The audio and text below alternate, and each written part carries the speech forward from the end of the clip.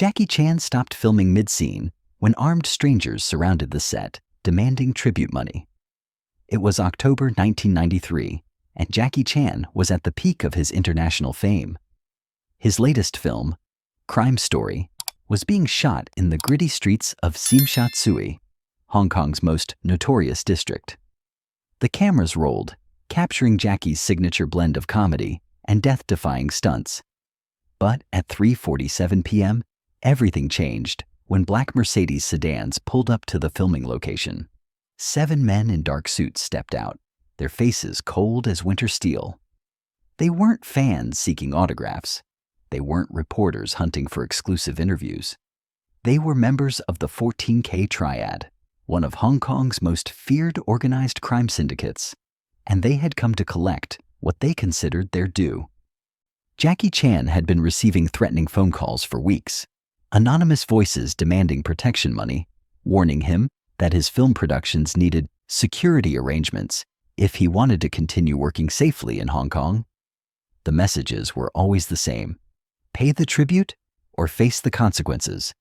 Most Hong Kong filmmakers of the era quietly paid these taxes to the triads.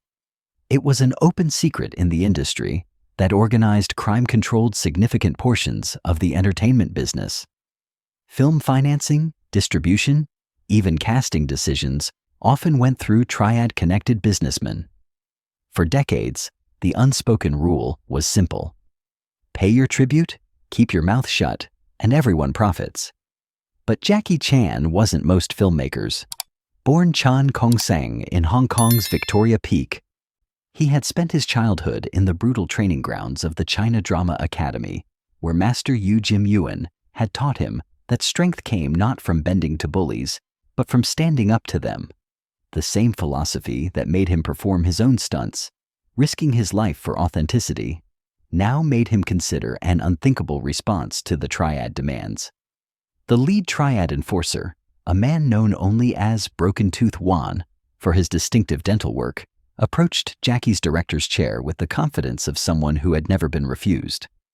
His expensive Italian shoes clicked against the concrete as he walked, each step echoing through the suddenly silent film set. "Mr. Chan?" Broken Tooth said, his voice carrying the authority of someone accustomed to immediate compliance. "We need to discuss your ongoing business arrangements in Hong Kong." What happened in the next 30 minutes would determine whether Jackie Chan continued his career in Hong Kong or became another cautionary tale about crossing the triads. Jackie didn't stand up from his chair. He continued reviewing the day's footage on a small monitor, acting as if the most dangerous criminal organization in Asia hadn't just interrupted his million-dollar production. The film crew froze, understanding instinctively that they were witnessing something that could end very badly for everyone involved. "I'm sorry, but we're in the middle of filming," Jackie said calmly, not looking away from the monitor. "If you have business to discuss, you can speak to my production manager after we wrap for the day." Broken Tooth's jaw tightened. In his 15 years of collecting tribute from Hong Kong's entertainment industry, no one had ever dismissed him so casually. Directors bowed when he entered their sets. Producers handed over envelopes of cash before he even made his demands explicit. But Jackie Chan was treating him like an unwelcome interruption to his workday. "Mr. Chan, I don't think you understand the gravity of our conversation," Broken Tooth said, his hand moving subtly toward the bulge beneath his jacket. "Hong Kong can be a dangerous place for people who don't have proper protection." Jackie finally looked up from the monitor. His expression wasn't fearful or defiant. It was something more dangerous, completely unimpressed. "Hong Kong has been dangerous my entire life. I've broken 103 bones doing stunts that could have killed me." "What exactly are you threatening me with?" The other triad members shifted nervously. This wasn't how these conversations typically went. Most people understood the implied threat and quickly negotiated tribute amounts. Jackie Chan seemed to be inviting escalation rather than avoiding it.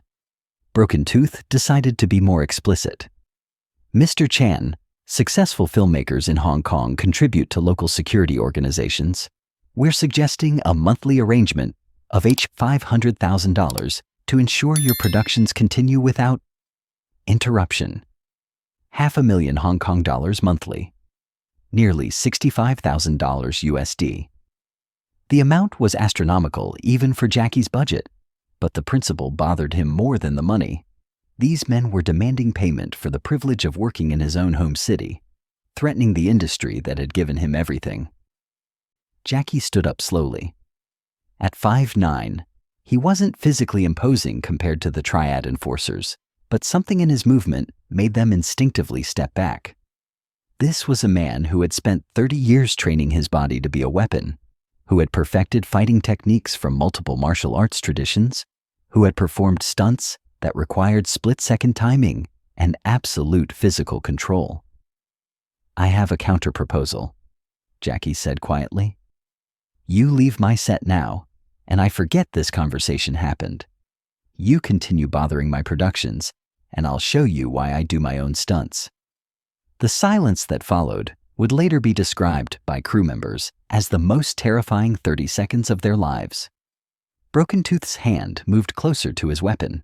His associates spread out, surrounding Jackie in the practiced formation of men who had intimidated hundreds of victims. But Jackie didn't reach for a weapon or call for security. Instead, he did something that revealed the true depth of his conviction. He picked up the phone on the director's table and began dialing, but he wasn't calling the police. "What are you doing?" Broken Tooth demanded. "Calling my friends," Jackie said simply. "You brought 7 men to threaten me. I think I'll even the odds." Jackie Chan had spent his entire career building relationships throughout Hong Kong's entertainment industry. Many of his closest friends were former martial artists, stunt coordinators, and action choreographers who had worked their way up from the brutal world of Hong Kong cinema. These weren't business associates or casual acquaintances. These were men who had bled together on film sets, who had saved each other's lives during dangerous stunts, who shared the unbreakable bond of warriors. Within 20 minutes, cars began arriving at the filming location. First came Mars, Jackie's longtime stunt coordinator and friend, a man whose real name was barely known, but whose reputation for surviving impossible action sequences was legendary throughout Hong Kong cinema. Then came Sammo Hung, Jackie's big brother from their childhood days at the China Drama Academy, now one of Hong Kong's most respected action directors and a martial artist whose skills had been proven in countless real-world situations. Yuen Biao arrived next, completing what Hong Kong fans called the Three Dragons: Jackie, Sammo, and Yuen, childhood friends who had trained together under Master Yu and maintained their loyalty to each other through decades of success and struggle. Behind them came a dozen other men, each one a master of traditional Chinese martial arts, each one someone who owed Jackie their career or their life. The Triad enforcers found themselves outnumbered 2-to-1 by men whose physical capabilities they couldn't assess. These weren't typical Hong Kong businessmen who could be intimidated with implied violence. These were professional fighters who had spent their lives perfecting combat techniques that most people only saw in movies. Broken Tooth realized he had miscalculated badly. Intelligence about Jackie Chan had focused on his wealth and fame, not on his personal connections or his willingness to escalate a confrontation. The 14K Triad was accustomed to people who feared them, not to someone who would call in reinforcements and prepare for war. "Mr. Chan," Broken Tooth said, his tone shifting from threatening to negotiating. "Perhaps we can reach an understanding that benefits everyone involved?" Jackie looked around at his assembled friends, men who had dropped everything to stand with him against one of Hong Kong's most dangerous criminal organizations. These weren't just martial artists. They were his brothers, forged by shared hardship and mutual respect into something stronger than blood family. "The only understanding I'm interested in," Jackie said, his voice carrying new authority, "is that my productions, my crew, and my friends are completely off limits to your organization. Permanently." What happened next would become legend in Hong Kong's underworld, a story whispered in backroom negotiations and used as a warning about the consequences of underestimating certain targets. Sammo Hung stepped forward, his massive frame moving with the deceptive grace of a master martial artist.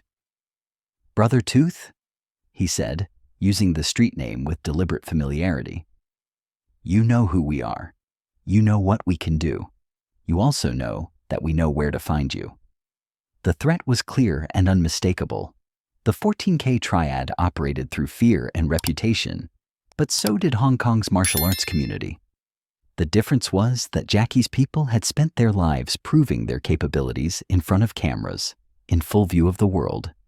Every broken bone, every death-defying stunt, every impossible fight sequence was documentation of their skills. Yuen Biao began stretching casually, going through the warm-up routine that preceded his most dangerous action sequences.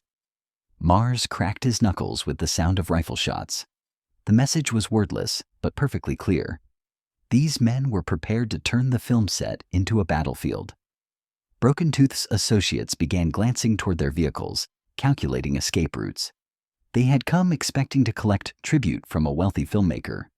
Instead, they found themselves facing a private army of the most dangerous men in Hong Kong's entertainment industry. The standoff lasted 17 minutes, 17 minutes of absolute silence, while two different forms of organized power evaluated each other. The triads represented traditional criminal authority, backed by decades of fear and violence. Jackie's group represented something newer and more dangerous, professional warriors who had nothing to lose and everything to protect. Finally, Broken Tooth made the decision that would save both his life and his reputation.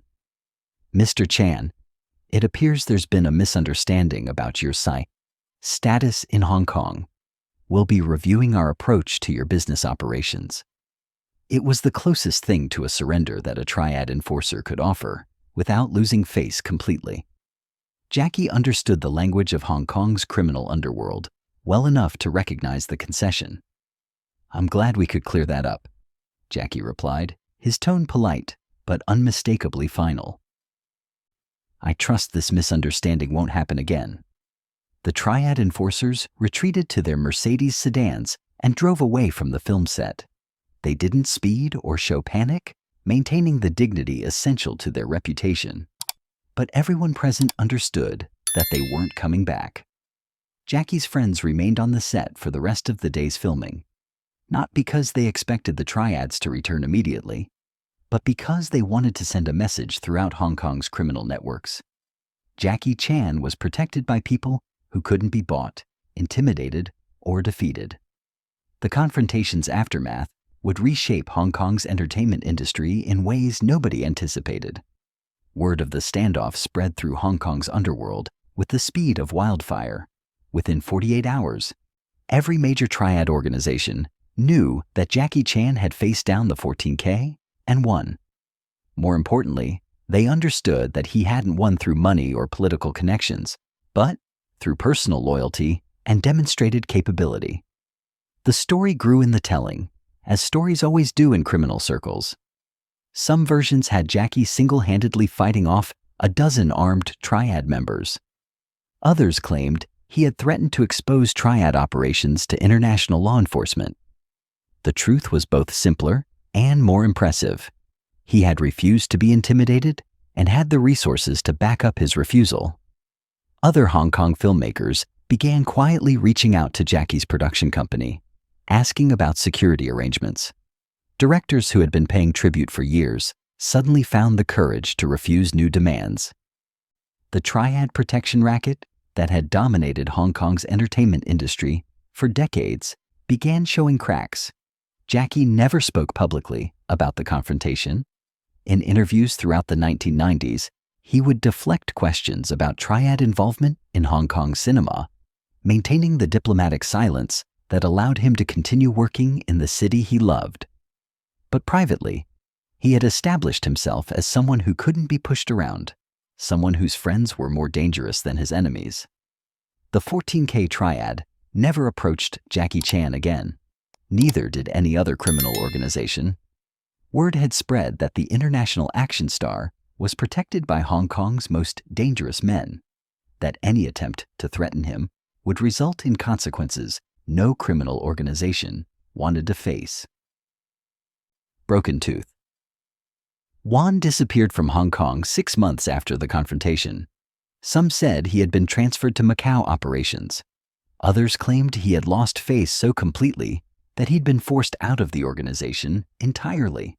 Jackie never knew and never asked.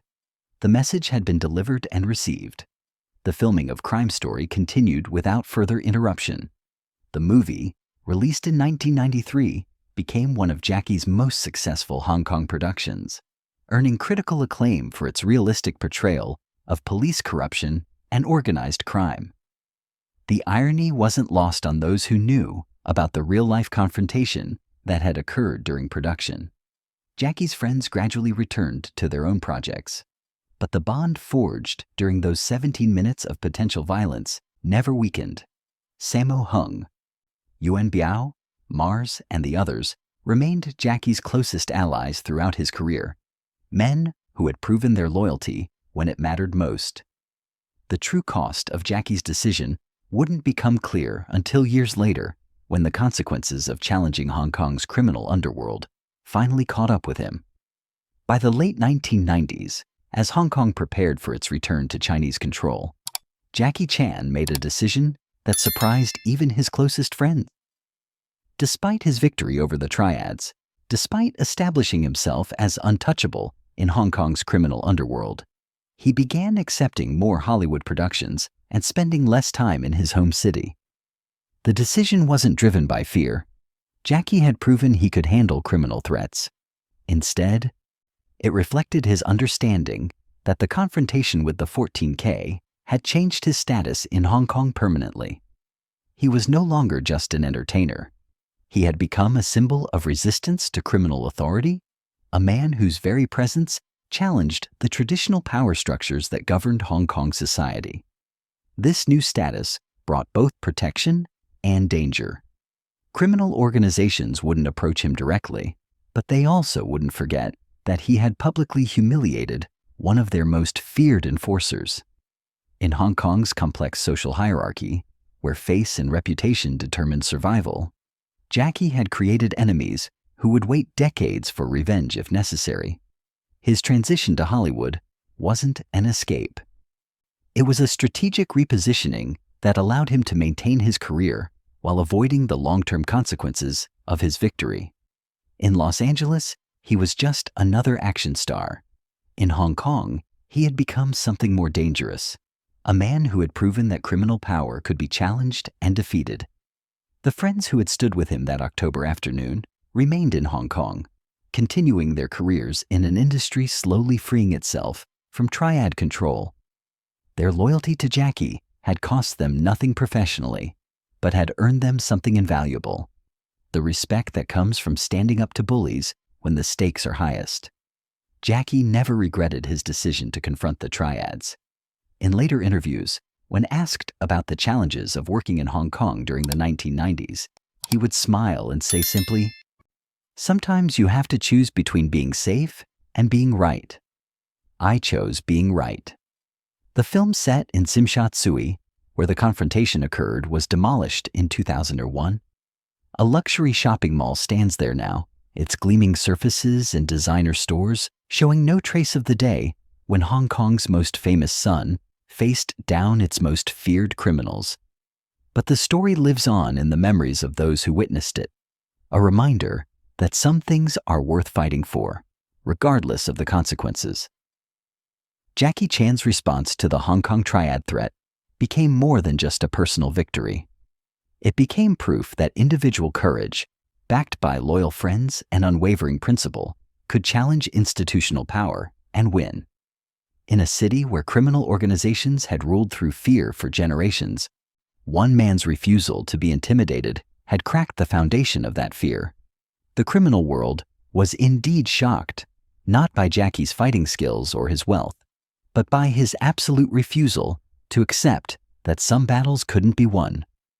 That refusal, more than any stunt or action sequence, revealed the true character of Hong Kong's greatest action hero,